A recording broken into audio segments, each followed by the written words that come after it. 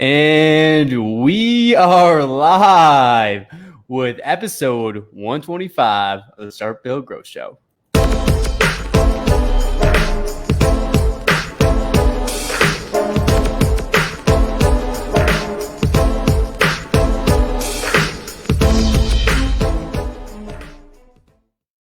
What is up, everybody? We have another fantastic guest. Randy Brothers will be joining us shortly, so I figured we just dive right in. We got Jim Johnson, the head coach of Contractor Coach PRO. Jim, my friend, what's going on? How we doing? Doing fantastic, man. Another day. I woke up, got to go to work and help a bunch of contractors, so it's a good day. Yep, and you're also a Packer fan, man, so we hit it off right from the start. Yeah, go Pack, go. Go Pack, go, man. Love it, love it. Well, cool, Jim. Well, hey, thanks for joining us, man. So what we'd like to do is I know so many people know who you already are in the space, but for those who don't know, I always like to start with the story of how you got into the contracting roofing world. So, man, how did roofing find you, Jim? There was a history before that, kind of a sales background, sales management background, a lot of entrepreneurial type startup stuff that went pretty good. And I met a girl. So I had a divorce, met a girl at my divorce party. And we ended up actually liking each other. We've been together for almost 29 years now.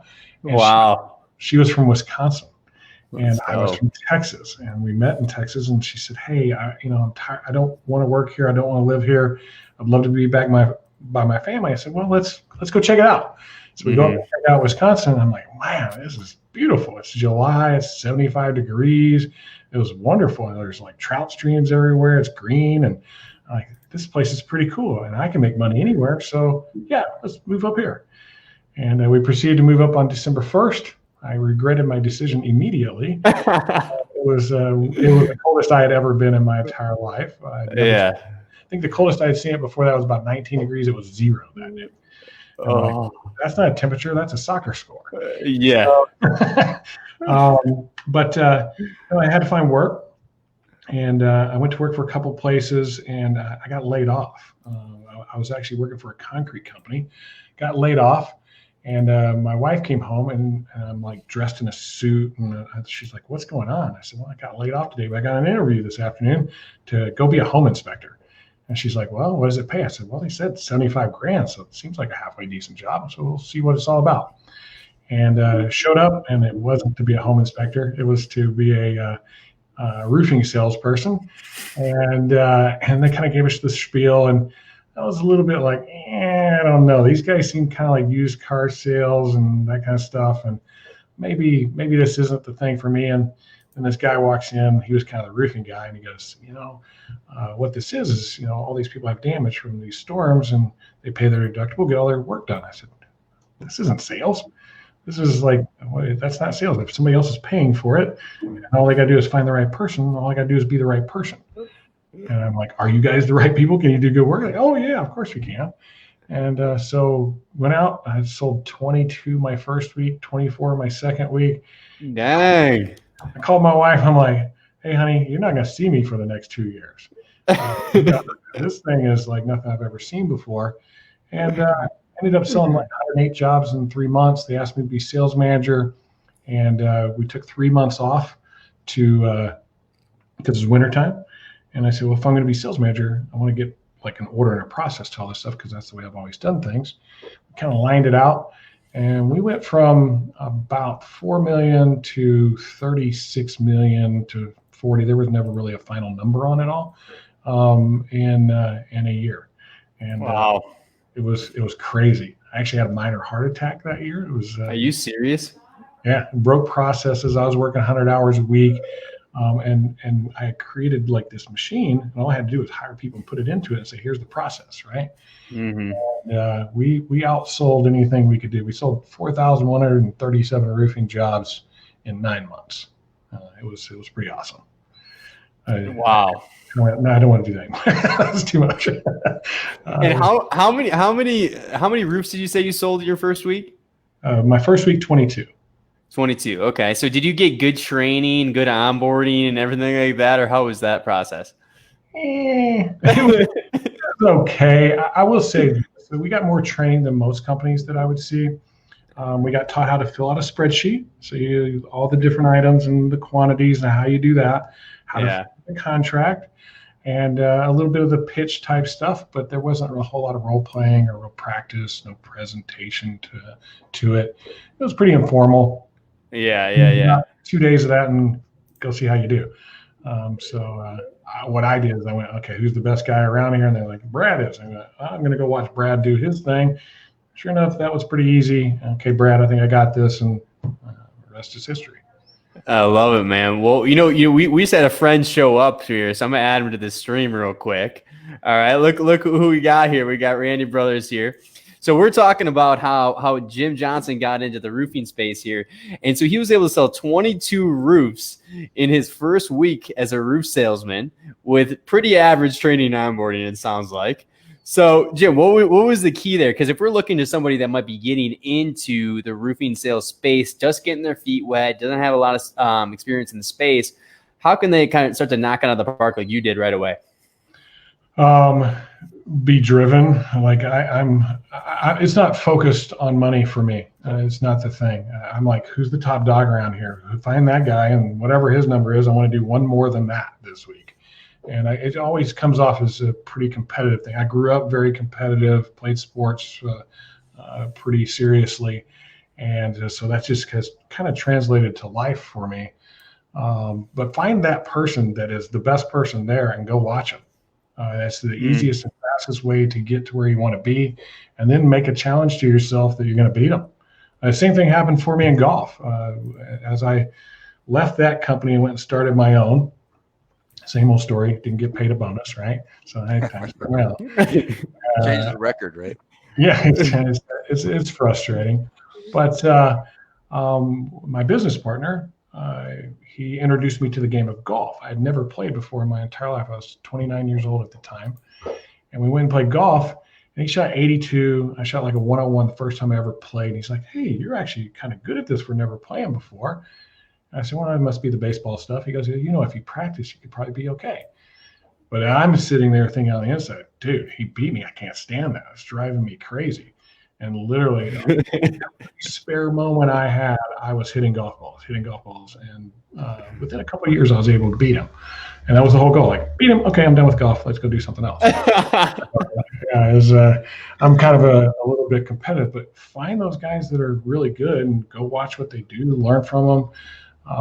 Go to the ones that are open to sharing too. Some guys you got to kind of watch because they like to be the top dog too, so they might not give you all that education you're looking for.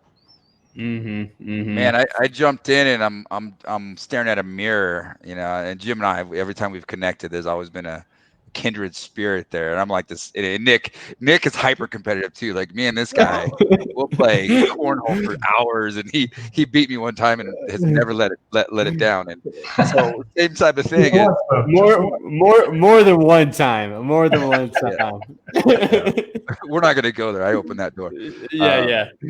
Same type of thing, and we had the same background. Is I got into this company and it was. Same thing you just mentioned. There was 60 salespeople. And the first question I asked was, who's the best? Who are the top producers? And I latched onto them. I followed them because there was no training. It was, here's some contracts, here's a clipboard, here's a gaff folder, figure it out, go knock doors and sell roofs, right? And I was like, okay, who's the best? How do I learn from them? So I spent time, I interviewed each one of them. I asked them to give me their sales pitch, and I took all that information and I just went out and hustled and tried to win as many of the weekly competitions as I could possibly win, and just absolutely crush it. In our first 6 months, sold 1.3 million, and I was pretty, awesome. And we just crushed it. So big numbers. Yeah. Nick, you asked like, what would I tell somebody today? And today is so much different. I mean, that was 22, 23 years ago. So it's been a little while, and probably longer than most of these new guys that are getting into it. They might not even have been born yet. You're like the Godfather, bro. Yeah, things have changed. Like there's so much information available to you. There's shows like this show, your podcast here. There's YouTube channels. There's Facebook groups. The amount of information that's available out there to you is unbelievable if you're hungry for it. You want to go get it. And there's a lot. There's some great paid stuff too. You can go learn from a lot of different folks. We have a learning platform. I'm sure you guys do too. And the information's out there. It just really comes down to your hunger and your drive and what's pushing you. Because for me, what was pushing me was competition. But that's not everybody. Some people, it could be money when they're young and they want to make some money and get out from whatever situation they're in.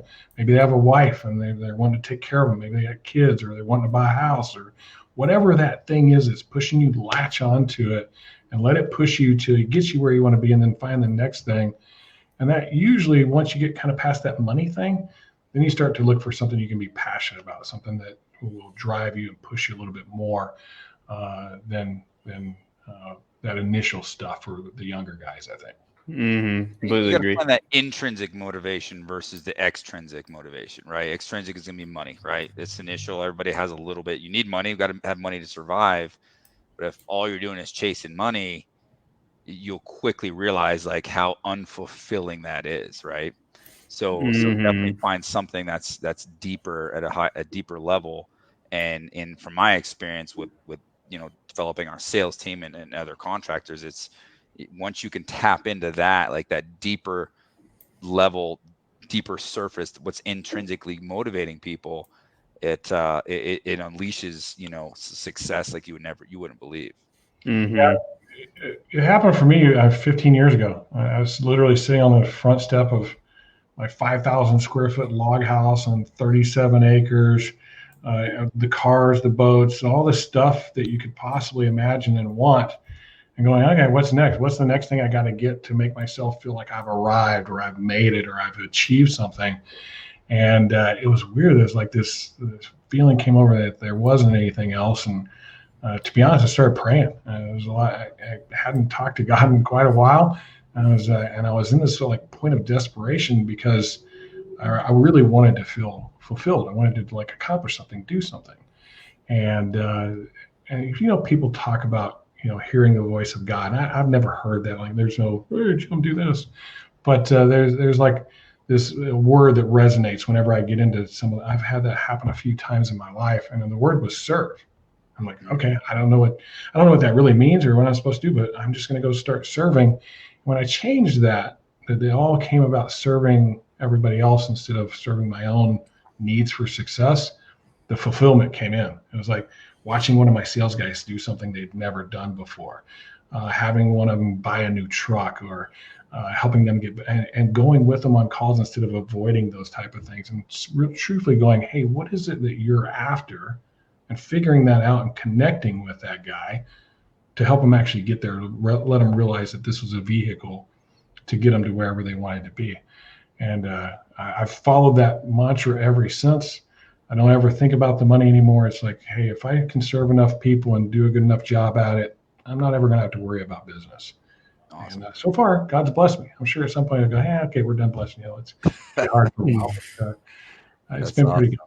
Have you, and I had a very similar moment. I mean, you don't go into our space without, or maintain and stay in that space without having a level of just deep care to serve others, right? People will, the genuineness that it takes to be able to serve others and coach and develop other people for a price, like, you don't stick around very long if you don't have that moment of genuine, I learned in some moment that same with me, is like God comes to you and is like, here's the deal. Like, the only way to succeed, truly succeed, and feel that value is to serve others and to help others grow and learn.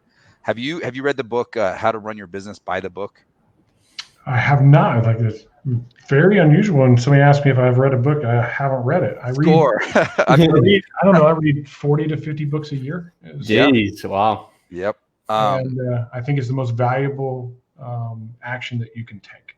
Absolutely. So that one in particular, I forget the author, and I actually loaned it to somebody a couple years back and never got it back, but that's totally fine. Hopefully they read it. But I read that. It was one of the last actual books I actually sat and read before I got into Audible pretty heavily. And it's recently now on Audible, so I just downloaded it again. But that was a good one. And that was one that really, one of the topics they talked about was servant leadership. How to shift your mind from other people working for you to you working for your people. And that was a major turning point So I in had my to growth as a leader is serving my team and working for them versus them working for me, you know? Yeah, it's a strange concept for most people. It's like everybody's always trying to get. Like, what can you give me? What can you give me? But when you get into this mode of what can I give you, people feel an inherent need to give back to you, which is really cool. I never really quite got that concept before. I read a book very similar to that. It's called The Carpenter by John Gordon. And it focuses on really three aspects of loving, serving, and caring.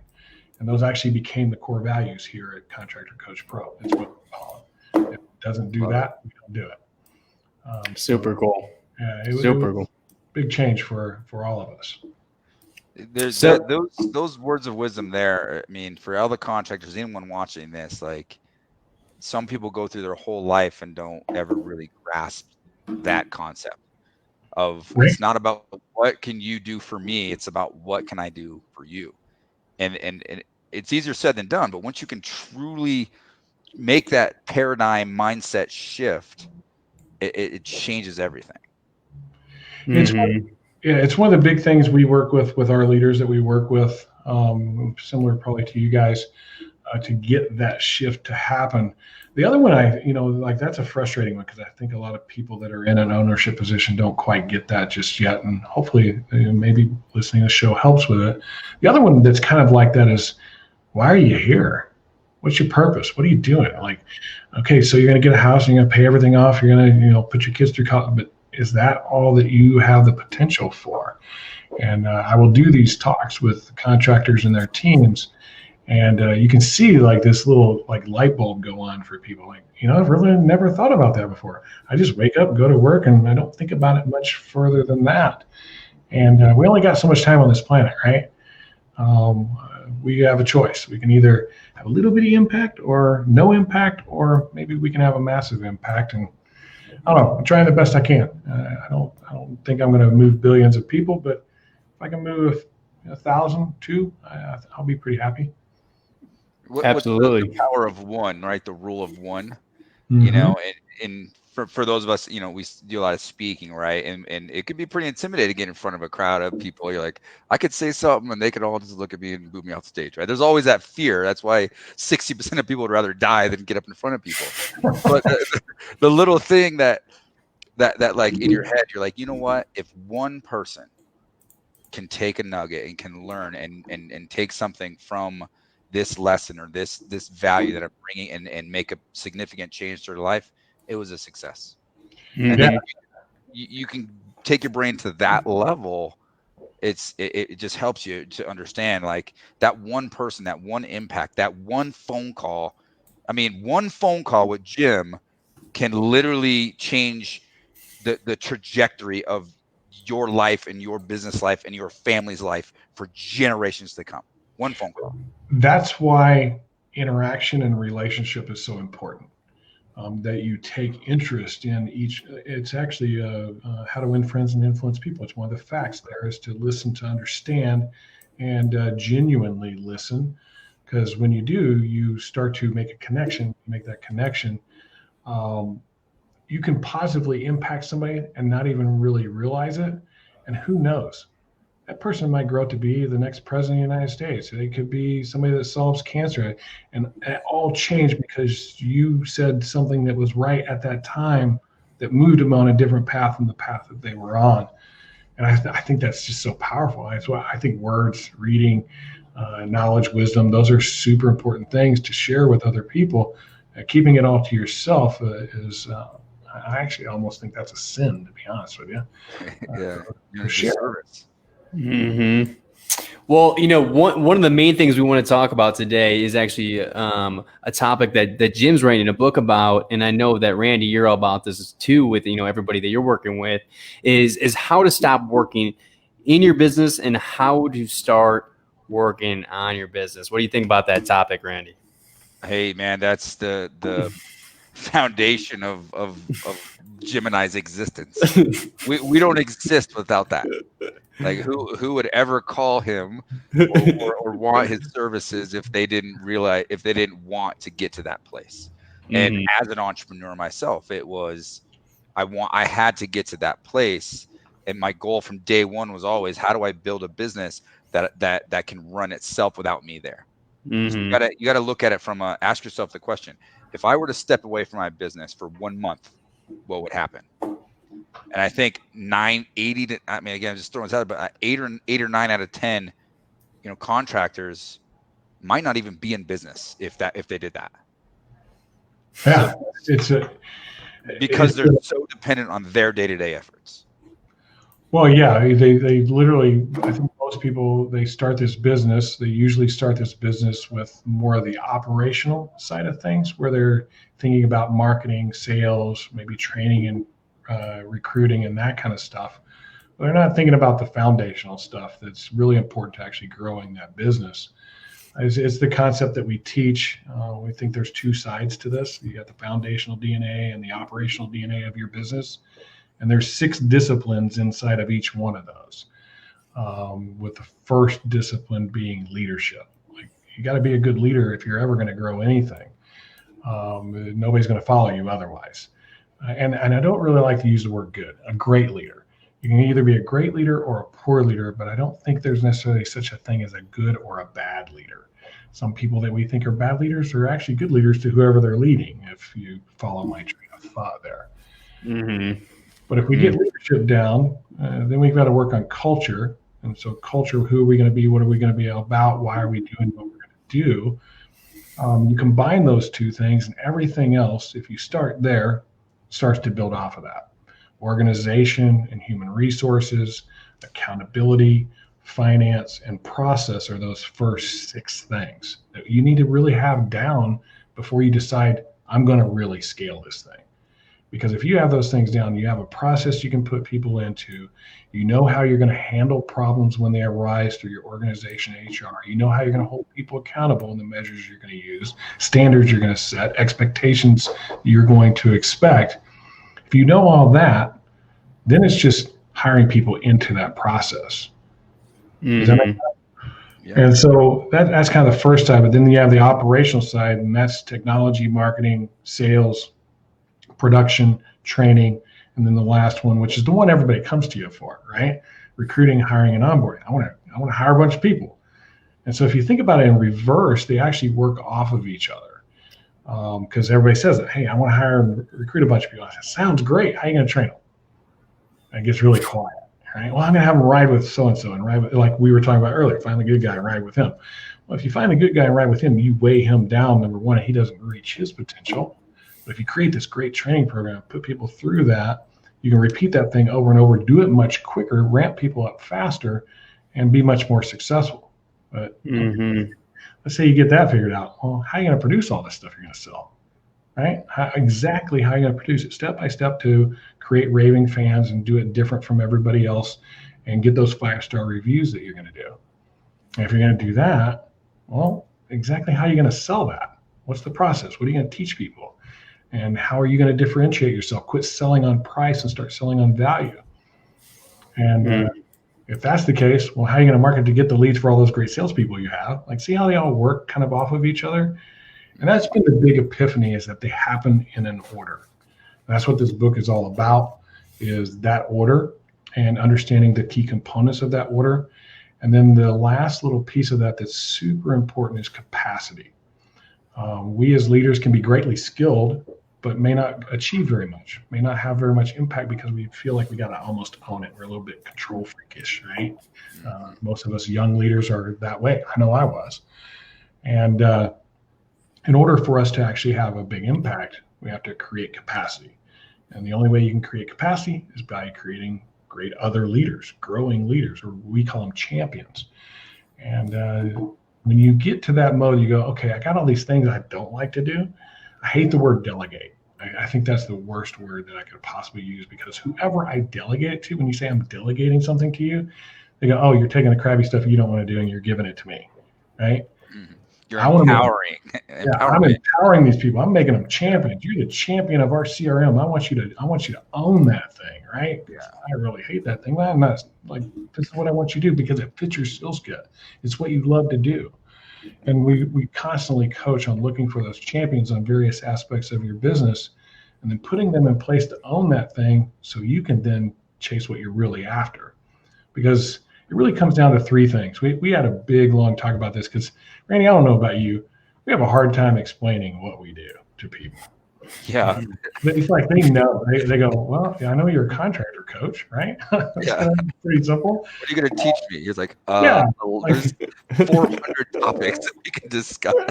Yeah. So it's like, okay, so let's have a conversation about, all these 12 disciplines. And all that. But what it really comes down to is something very simple. We're going to teach you how to get control of your business so you can grow your business to get after what it really is that you want, which is that freedom. Financial freedom and freedom to pursue the passions that you want to pursue. Because last I checked, none of us were sitting in high school just praying to be a roofer someday. We have other things that we're probably after, and this is just a really great vehicle to get there. And so that's really what we do. We help people get control. Got that first. All right, now let's grow that thing. And now that we've got it grown, let's start to get that capacity in there so you can start to find your freedom. And it's been a little bit easier to explain now that we kind of got that figured out. Mm-hmm. Yeah, a lot of sense. I'm taking notes too on that. Like it's every day you have that conversation. It's like, well, it's like I try to simplify. There's 3 steps, 3 components, and this is what we do. And then you can. Problem is, I think you can overwhelm people pretty quick. You're like, well, we do this and this and this and this. There's 12 different courses and all, and like, huh? It's like a deer in the headlights, right? Oh yeah. At the end of the day, we're going to prioritize and we're going to execute. I don't know how One many thing at a time. I don't know how many potential clients we lose when they see how much work it is. To actually run one of these businesses the right way, it's a lot of work. It takes effort. That's why 81% of them fail in the first 3 years. We've been doing it for 7 years now. We haven't had any of them go out of business except for one, and he chose to go after his passions. He's like, all right, I got what I needed. Now I'm going to go after this thing. He listened. Yep. Yeah. So it's super cool to see that kind of a change in our industry, because that's what we're about. We want to show you that you can actually do this the right way and even make more money than doing it the wrong way and stay in business for a long time. It's super cool. So it's fun. I enjoy what we do. Mm-hmm. Well, I do have a question on that. So, it sounds like in terms of, the foundational versus the operational business DNA side of things, from what you were saying, it sounds like the operational side of things, people are understanding that, right? But how can people kind of set up the foundational business DNA of the company to get to that point where they're able to kind of allow themselves to have more freedom? So first things they got to do is assess their leadership. Do they have the capability, the ability, the skills? And if they don't, they got to go get that first. Okay. So you get that stuff under control. There's a billion books on it. You don't have to come to Jim Johnson or Randy or any of that kind of stuff. Like there's a billion books on leadership. But I think it really comes down to one specific skill. And we call it the super skill, this ability to connect. And that super skill has 7 habits that you have to do all the time.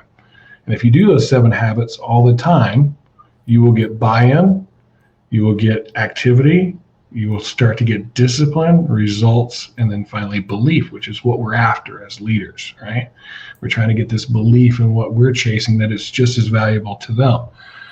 I think a lot of people focus a little too much on the what's in it for me. You see that acronym all the time, with them. Lots of coaches use it and stuff like that, instead of what's in it for us together, right? Mm-hmm. How do we get that connection going? And I don't normally focus too much on the numbers. I try to tell everybody, go ask everybody in your business, where do they see themselves in 5 years? What does that look like? Because I don't think most people think about it. And I think at first they give you kind of the pat answers. Well, I want to be a sales manager, or I want to be an office manager, or I want to be a leader, I want to open an office, very top sales. You hear that kind of stuff quite a bit. And I'm like, yeah, that sounds great. I'm talking about you personally. Like, where do you want to be? What are you after in life? What's the next steps to getting to where you want to be? And I use this example because it's happened recently. I went into a company in Chicago, and I do these assessments on the business. I'll go in and I'll start where the lead starts, and I'll just follow the whole project all the way through and really kind of talk to the people in each one of those. The very first one, lead person, I'm like, where do you see yourself in 5 years? And she's like, I see myself as a doula. No idea what a doula is. I've never heard of it. And if I ask this in a room, I have young kids, so I do know what a doula is. You do? Okay. So I had no idea what that was. I didn't know it was a thing. So I got very inquisitive at that point. I started asking questions. What is it? She explained she's like a midwife assistant helping ladies through their pregnancy deal, which has no passion for me at all, but it is for her, right? Like that's the thing. It is for her. And I said, well, what does that entail? What does it do? How does the timing on that kind of stuff work? And she was like, it could be an emergency call and I got to run. I said, well, do you have anything that's like time sensitive that if you don't do it right this second, it screws everybody else up? She goes, oh, no, not really. What I do is this and this and this. And I said, well, maybe that's something we can help facilitate. Let me talk to the boss about it. Guess who the boss was? Her brother. And he did not know this about his own sister, that was something that she was chasing and she was passionate about and wanted to be about. And that's what I mean by connecting. Like we got to connect with people on a level that's much more than just how much money am I going to pay or what bill am I going to pay off. And funny enough, since I left, they've actually started helping her go through the certification process and getting her moving towards that. She's never going to leave working there. She wants to work there forever now. Like, place in the world to work. And that's really what we're after. And all of this is like retention of good people. I see so many good people leave companies because they're not getting equal amount of time. It seems like everything's all about your company growing and not about me growing. I think most people are chasing the same thing. They want to see a little bit of recognition for how they've done. They want to be able to progress and grow. And finally, they want to achieve something. And if they can't do that where they are, they're going to leave. So you got to create those opportunities and potential abilities. Mm-hmm. People want to be a part of something. They want to be a part of something bigger than themselves. Like no one likes to be alone. No one wants to be, the single captain of a ship that doesn't have any people. And so what we have to do is create something that other people want to be a part of. And there's a number of different ways to skin that. So it's on the same lines of what you're talking about, for sure. Mm-hmm. Well, if you understand anything about human behavior, which is something I've studied greatly because it's very valuable in sales, and that's kind of my background, human behavior tells us that 98% of people want to be a part of community. They want to be a part of something. And if you can create that dynamic, they'll stay with you and they'll be a part of your community for a very long time. I don't think enough people think it that deep, and I wish they would. It's not that hard. It's really actually kind of enjoyable and fun. Mm-hmm. I got a client that they do golden retrievers for kids dying of cancer because it helps them through that whole process. Wow. There's these studies behind it, and that's their whole thing. It's called the Golden Fund. It's like what they're about. They sell these roofs to do the Golden Fund instead of. That's awesome. It's so cool that they're all behind it, and people stay forever because they're all behind this thing. They're aligned with it. Yeah. I think that's powerful stuff. Super I think cool. that's something that we've talked about this a number of times and I challenge contractors. I challenge you who are watching this. If there's one thing you take away from this, man, this is one of the best podcasts we've done so far, with just some nuggets of information that you can transform your business with. But if there's one thing you take away is you've got to find a way to leverage your company to give back. What are you doing to give back to the community? This Golden Retriever Fund, the firefighters, and there's a number of different ways that you can do that. And COVID has provided a lot of opportunities to give back as a company. And if you're trying to, instantly inject a little spark in your culture of your business, give back. Find a way to give back and rally the troops around that. And a great way to start that, a hack for you, ask your people, what is something that you're passionate about? What is a nonprofit or organization that you're passionate about? And then come up with a way to support that organization. Mm-hmm. That's what we did is we donate a certain amount of money per every single roof sold. And we started in every year or so, we'll reassess this as we ask our team, what are the organizations that you're passionate about? We created a graphic and part of our sales presentation is, here you go. And this is valuable stuff here. You want to get an edge, close your sales deal with, here's a list of all the organizations that our staff is really passionate about giving back. Which one would you like to give back to? Mm-hmm. The one thing I would say about that, which I agree 100%, it should be more about your people than you. When we were small, it was about me. My mom has MS, so we do MS, but now we're talking about doing some other things. It has to be genuine. Yeah, it has to be for real that you're giving back. It's the same thing as serving as the owner. You're all talking about the exact same thing, and people can tell if it's genuine or not right from the get-go. If you're not doing it for the right reason, people are going to pick it up really quickly. So pick something you truly are passionate about, and with the thought process that even if I don't get one single job out of this, it was worth it. Yep. If you have that, you'll be shocked because people want to do business with you like crazy. Like, these guys are amazing. Yeah, and you'll find if you follow us, we don't make that public. Yeah. Very rarely will we like all the different things we do because you don't want to do it as just leverage to gain more business. If you do it genuinely because you want to do it, it'll naturally have organic, benefits. But you don't see the every organization or every time we donate or every time we do something, you don't see this big public thing about it. And there's intentionality behind that as well. Like, it's not why we do it, So yeah, it's a very important point that you made there, Jim.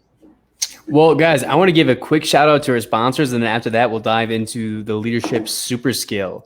But we'll start out with our friends at Company Cam. Stop driving job site to job site or texting and emailing photos. Know what's happening across your business. Get started for free today.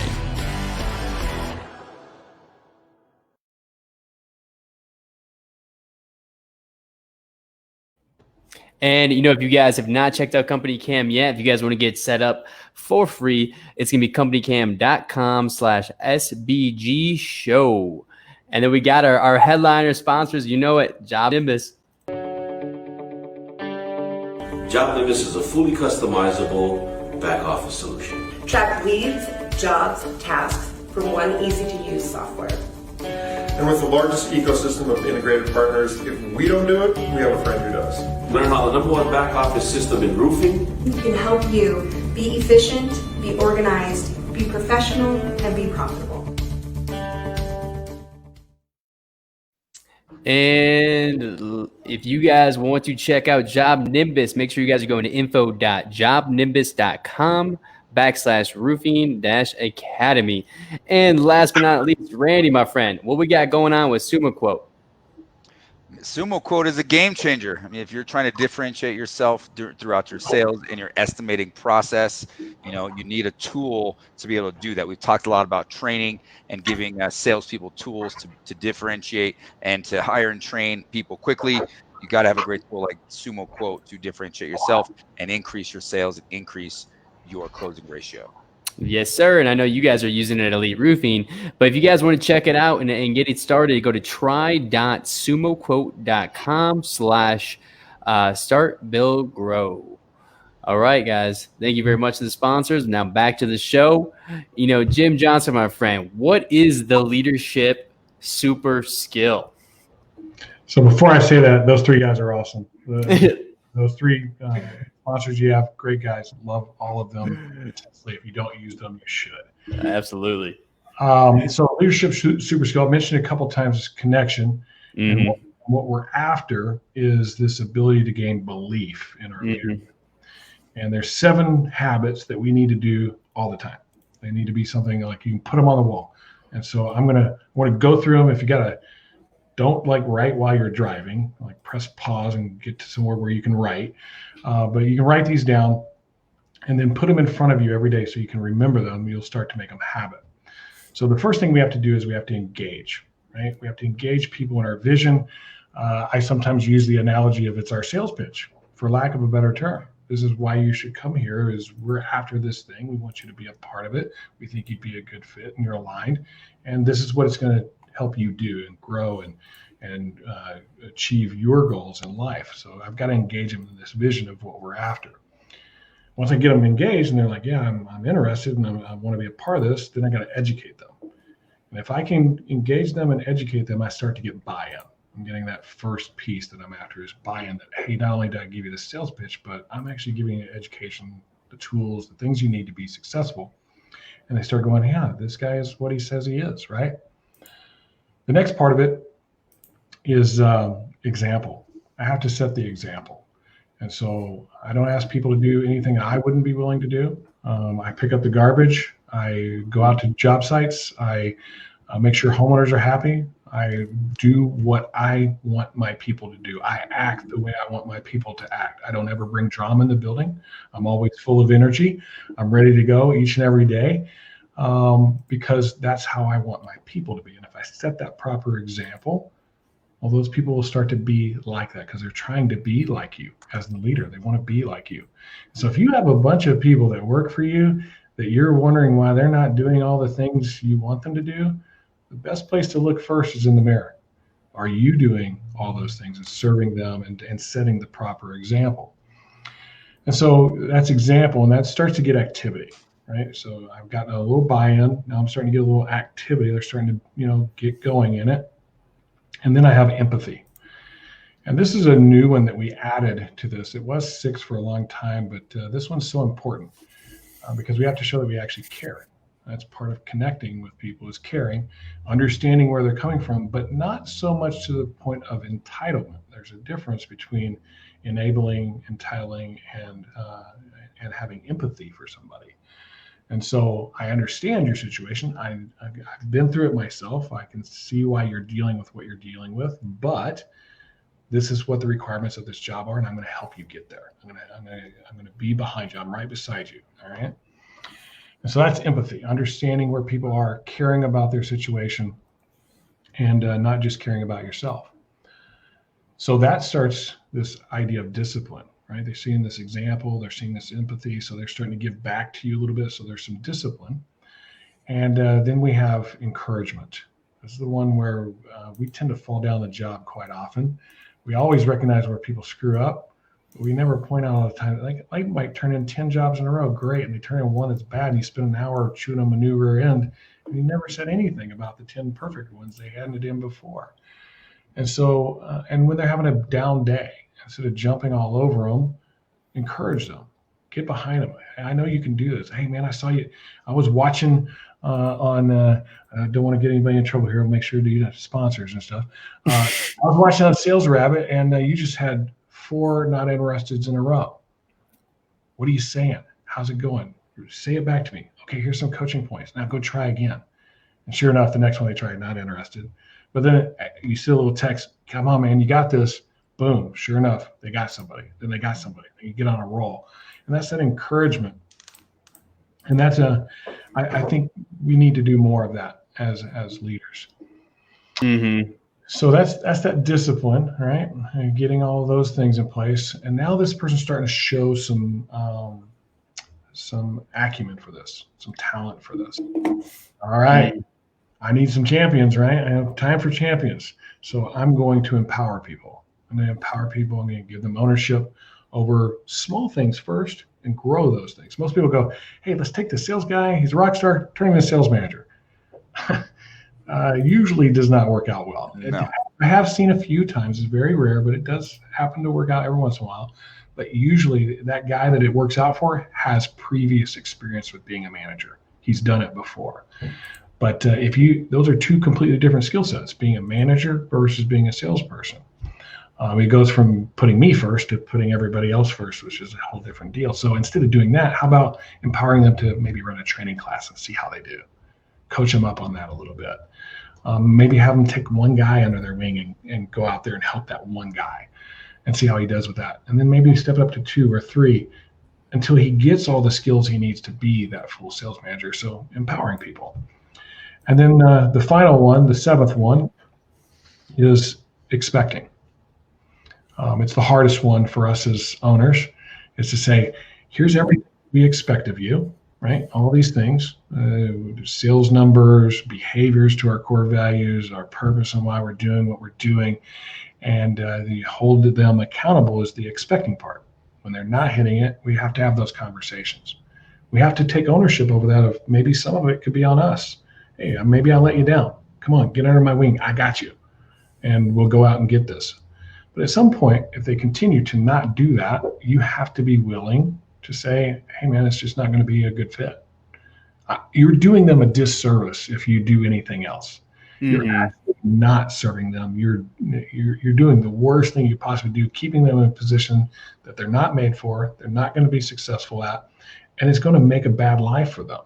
It's better to cut them loose and say, hey, man, this just isn't your bag. I suggest maybe going after a couple of these things. It seems like it might fit you a little bit better. And being willing to do that, because that is actually love. Love isn't being nice to people all the time. Love is truly caring enough about somebody to let them go. And I find so many people think that they're loving people by letting them kind of straggle along. It's unfair to them, unfair to you, and most importantly, unfair to the rest of the team. And so when you set these things, stick to them, be a man of your word, and that when you do a proper job of expecting, you get something else, you get respect. And that's where that belief comes from. So do it all the time, like a cycle, all the time, all the time, all the time. And that buy-in and your activity, your results, the discipline, and that belief will start to slowly turn until it starts turning faster too. And it's amazing watching some of these guys put those things in place. I have guys who will put them on their wall, all those words, so they can keep them in front of them all the time. And when they really buy into it, it changes the entire dynamic of their team. And everybody gets on the same page, can start rowing the boat in the same direction and do pretty well. I love that. Well, you guys, as we start to kind of slowly wrap this up, we always end it with a golden nugget, and I make Randy go first, right? Of course, because that's the way we do it around here. And so pretty much it's just a golden nugget, something that you want to scream out to the roofing business owners and contractors out there in terms of advice, right? So Randy, my brother's my friend, for the 125th time, what do you got? What do you got for me? What goods you got? You always get me, and half the time you would think that I would prepare ahead of time, but I still use just on. No, I know you would prepare ahead of time. well, we've had a topic of leadership, and Jim's presented really well. He crushes it in that perspective. And one of my mentors and favorite authors, and as Jim will probably relate here, is with John Maxwell. And I think one of the key elements, I'm going to give you two key elements that I've learned from John. And the first of those, when it comes to leadership, great leadership, in order to be a great leader, you have to develop other leaders.